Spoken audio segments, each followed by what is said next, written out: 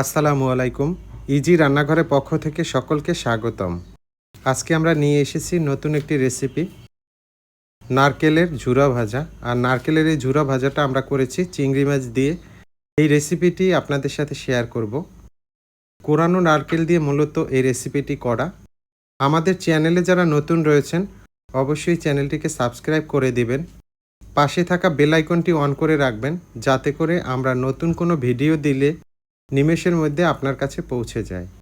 নারকেল চিংড়ির এই রেসিপিটি অত্যন্ত সহজ একটি রেসিপি। আপনারা এটা একদম ঘরোয়া উপকরণ দিয়ে করে নিতে পারেন। সচরাচর আমাদের বাসায় এসব উপকরণ সবসময় থাকে। তো আপনাদের সাথে এটাই শেয়ার করছি। এই যে দেখেন, আমি নিয়ে নিলাম কোরানো নারকেল এবং চিংড়ি মাছগুলো একদমই খোসা ছাড়ানো চিংড়ি খুব ভালোভাবে কেটে নিয়েছি। চুলায় একটি প্যান বসিয়ে দিলাম, তাতে দিয়ে দিলাম সাদা তেল, দিয়ে দিলাম আমি 2টার মতো শুকনো মরিচ। শুকনো মরিচের একটা ফ্লেভার থাকে, তো আপনারা চাইলে এটা ব্যবহার করতে পারেন। এখানে আমি পেঁয়াজ কুচি ব্যবহার করব এবং পেঁয়াজ বাটাও ব্যবহার করব। তো এখানে আমি 2টার মতো পেঁয়াজ দিয়েছি। এখন কুচানো পেঁয়াজগুলোকে খুব ভালোভাবে ভেজে নিতে হবে। আমি পেঁয়াজগুলোকে ভেজে নিচ্ছি তেলের মধ্যে। এরপরে আমি অন্যান্য মশলাগুলো অ্যাড করব। দিয়ে দিচ্ছি আমি আদা এবং রসুন বাটা। এখানে আদা এবং রসুন বাটা আমি 1 চা চামচ পরিমাণ ব্যবহার করেছি। দিয়ে দেব হলুদ গুঁড়া, 1 চা চামচ পরিমাণ হলুদ গুঁড়া ব্যবহার করেছি। দিয়ে দেব মরিচ গুঁড়া, এটা ঝাল মরিচের গুঁড়া। ঝাল যারা বেশি খান আর একটু বাড়িয়ে দিতে পারেন। দিয়ে দিলাম ধনিয়ার গুঁড়া।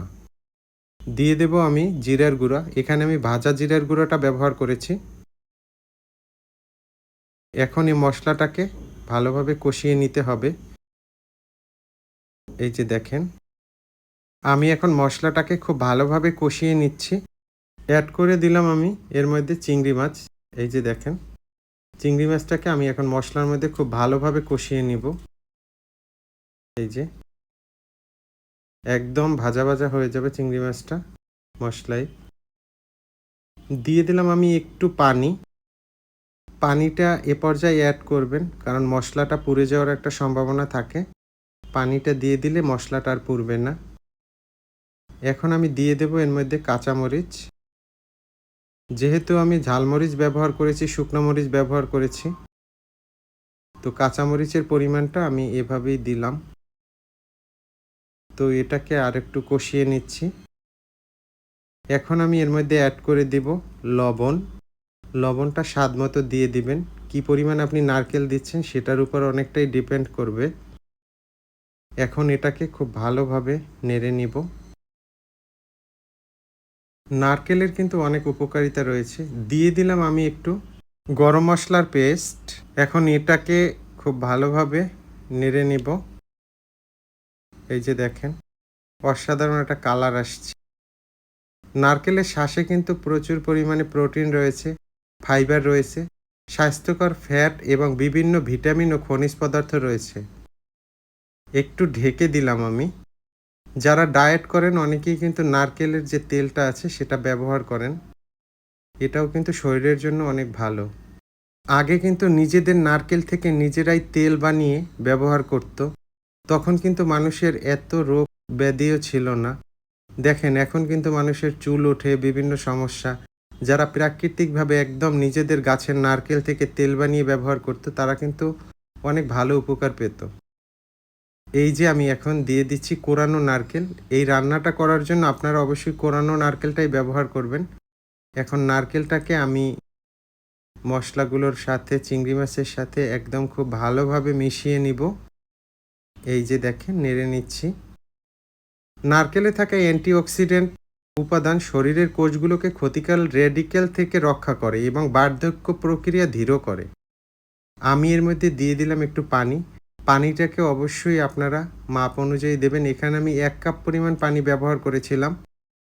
নারকেলের অনুপাতের উপর নির্ভর করবে, খুব বেশি পানি দেওয়া যাবে না, যাতে নারকেলটা সিদ্ধ হয় সে পরিমাণই। আর যেহেতু ঝুরা ভাজা হবে এটা, একদম পানিটাকে আমরা শুকিয়ে নিব, সেই দিকটা কিন্তু খেয়াল রাখতে হবে। পানি দেওয়ার পর একটু নেড়ে দিয়ে এটাকে কিন্তু ঢেকে দিতে হবে। তাহলে এতেই সিদ্ধ হয়ে যাবে নারকেলটা এবং রান্নাটা এভাবেই কমপ্লিট হবে। পানিটা শুকিয়ে গেলে তখন একটু নাড়তে হবে। নারকেল কিন্তু ডায়াবেটিস রোগীদের জন্য উপকারী, কারণ এটি রক্তে শর্করার মাত্রা নিয়ন্ত্রণ করে। দিয়ে দিচ্ছি আমি একটু ধনিয়া পাতার সস। যদি কারো কাছে ধনিয়া পাতা থাকে তো ধনিয়া পাতার কুচিটা ব্যবহার করবেন। যেহেতু আমার কাছে ধনিয়া পাতা ছিল না, আমি ধনিয়া পাতার সসটা ব্যবহার করেছি। এখন ধনিয়া পাতার সসটাকে খুব সুন্দর করে মিশিয়ে নিচ্ছি। এই যে দেখেন, এখন একটা ঢাকনা দিয়ে ঢেকে দিলাম। নারকেল তেল কিন্তু হৃদযন্ত্রের জন্য ভালো, কারণ এটি কোলেস্ট্রল কমাতে সহায়ক এবং রক্তের শর্করা নিয়ন্ত্রণে রাখে। এছাড়া নারকেল তেল হজম প্রক্রিয়া উন্নত করে, লিভারের কার্যকারিতাও বৃদ্ধি করে। তো যেহেতু অনেক উপকারী, আমাদের কি করতে হবে? এটাকে খেতে হবে। অবশ্যই সেটাকে সুন্দর একটা প্রসেস করে তারপরে খেতে হবে। চিংড়ি মাছ দিয়ে নারকেলের এই ঝুরা ভাজাটা কিন্তু অনেক সুস্বাদু হয়। আপনারা অবশ্যই বাসায় এটা ট্রাই করবেন। অসাধারণ একটা টেস্ট আসে। বিশেষ করে ঝটপট যদি কোনো রেসিপি করতে চান তাহলে এটা এভাবে করতে পারেন, ভালো লাগবে খেতে। ধন্যবাদ জানাচ্ছি সকলকে যারা ভিডিও দেখেন, ভিডিওতে বিভিন্ন কমেন্টস করেন, আপনারা লাইক দেন, শেয়ার করেন বিভিন্ন প্ল্যাটফর্মে। অনেক ভালো লাগে। অনেক অনেক কৃতজ্ঞতা প্রকাশ করছি। আপনাদের জন্য দোয়া এবং ভালোবাসা সবসময় থাকবে। চ্যানেলে যারা নতুন রয়েছেন অবশ্যই চ্যানেলটিকে সাবস্ক্রাইব করে দেবেন। পাশে থাকা বেল আইকনটি অন করে রাখবেন, যাতে করে আমরা কোনো নতুন ভিডিও দিলে আপনাদের কাছে পৌঁছে যাবে। ধন্যবাদ জানাচ্ছি সকলকে আবারও। ভালো থাকবেন, সুস্থ থাকবেন। আল্লাহ হাফেজ।